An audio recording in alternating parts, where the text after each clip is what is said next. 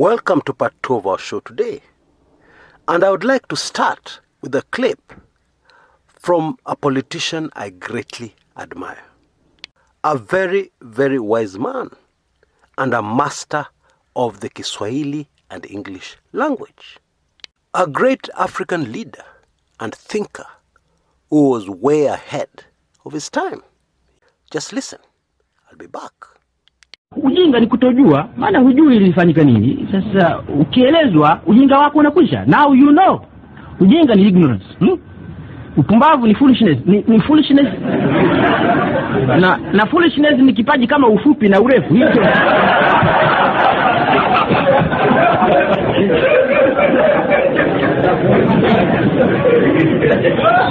Ujinga is ignorance and upumbavu is foolishness. The late Julius Nyerere, first president of Tanzania, said that foolishness is like a kipaji. That is something you are born with. Yeah, like the fact that you are tall or short. What he meant is that this is something you cannot get rid of. If somebody has foolishness, there's nothing you can do about it. However, ignorance, as he says, can be corrected. Yeah, because now you know. Yesterday you didn't know. But now that you have the information, you know. Now, in my view, the founding fathers of the Kenyan nation did an excellent job as far as education is concerned and getting rid of ignorance. Generally speaking, Kenyans are not ignorant. Yeah. However, the very sad thing is that even if you get 10 master degrees and several PhDs, yeah, if we're to believe the words of the late Nyerere, it will still not help you with foolishness. You will not be ignorant anymore, but your foolishness will remain. And there's nothing or very little anybody can do about that. But in my view, it sometimes takes a major world crisis, like the virus crisis, to deal with the foolishness in many of our minds. Because one of the things that the virus has done to society is that it has exposed very many things that were previously hidden or not very clearly visible. For example, if we are to believe a recent report that showed us figures of impregnated schoolgirls at home, countrywide, then the only conclusion we can come to is that a vast majority of Kenyan men are pedophiles and rapists. Most Kenyan men prey on young girls and take advantage of them. Yeah? Na hiyo si matusi. I am just interpreting what those alarming, horrifying figures show us or are telling us. And something else the virus crisis has exposed is the true nature of most Kenyan women. Now, let me back up a little. We have always known that most young Kenyan women who are married like to flirt online. And most of them never reveal the fact that they are very married. And of course, the main forum for this flirting is Facebook. Now, before you start throwing the stones at me, just hold on a little. Yeah, men also flirt online. Married men. Yeah, but there's a point I want to put across here. Usually, the conversation starts on Facebook, moves to the inbox, and then moves on to Messenger or WhatsApp. And you know, online, you can be anybody you choose to be. You can take photographs next to an expensive 4-wheel drive SUV and convince everybody that you own that vehicle, although you don't even own a bicycle. Now, in case you didn't know, this is a great danger to any marriage. Your poor husband is busy. Yeah, is busy putting food on the table. He no longer has the time, to keep on reminding you of how beautiful you are. Or more importantly, how important you are in his life. In sharp contrast, This is the main objective of your friend on Facebook, your male friend on Facebook.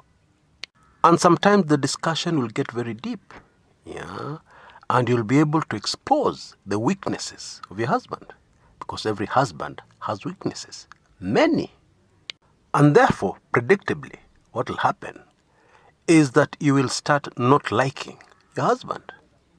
You will start focusing on his weaknesses, against the imaginary strengths of the friend you have never met on Facebook. And of course, this weakens your marriage. The other dangerous for marriage thing that goes on Facebook is incitement. Women incite each other. I can't stand a husband who behaves like that. No way. I would walk out the same day.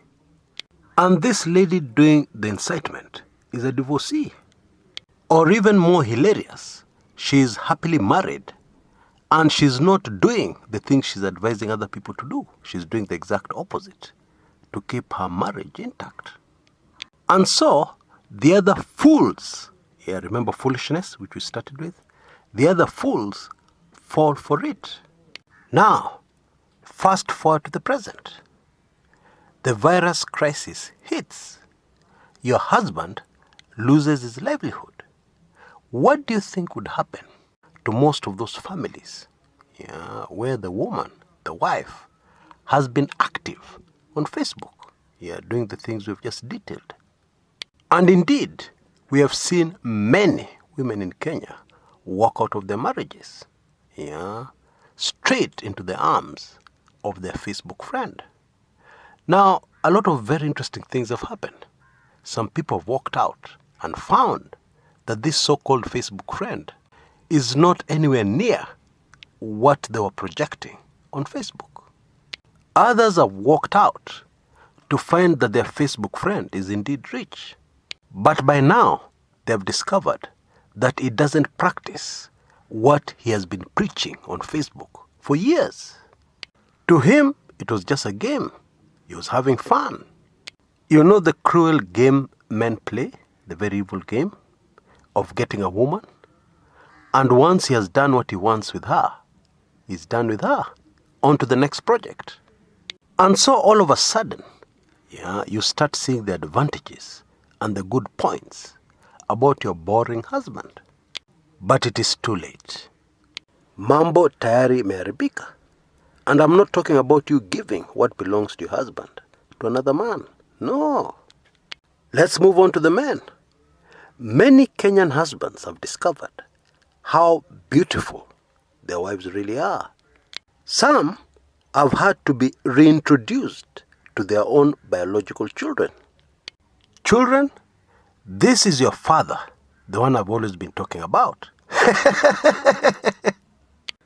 And at the same time, many women who thrived on operating with other people's husbands have suddenly changed their position about marriage and how important and vital it is, and the positive aspects of marriage, something which was created by Almighty God, but something which the devil has been busy discrediting, and very busy making marriage look like hell. And so if you expect something to be hell, do you think it will be something different? Marriage is something you need to actively work on. But you must start with a positive mindset. Many Kenyan husbands have also found out that they can't bear to be in the same house with their wives. Oh yes, they can't stand their wives. Because before the lockdowns and restrictions, they used to meet rarely. Now they're stuck in the house during curfew hours. Many husbands are also stuck in Nairobi County, when most of their extramarital activities were outside the county. I'm telling you, this virus has exposed a lot. But if there's something that has come out very clearly, it is the fact that wisdom rather than foolishness is extremely important in this life. And the problem in Kenya we have is that although we have gotten rid of ignorance, very many people are very well educated. We have way too many foolish people in our country. And this virus crisis has exposed them more than anything would have. Education is not a bad thing. Seek knowledge. Yeah, that's not a bad thing. However, as you seek that knowledge, remember, first and foremost, desire, seek wisdom. Because as the good book tells us, wisdom is the most important thing. Indeed, we have seen many Kenyans with no education, but with plenty of wisdom, prosper. We have seen many marriages, where the couple may not be very well educated, but they both have wisdom. And what you get is a very happy, understanding marriage.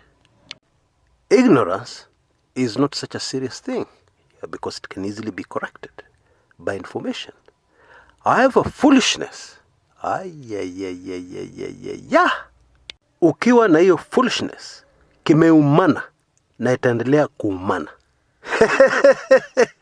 Until next time, this is Chris Kumekucha.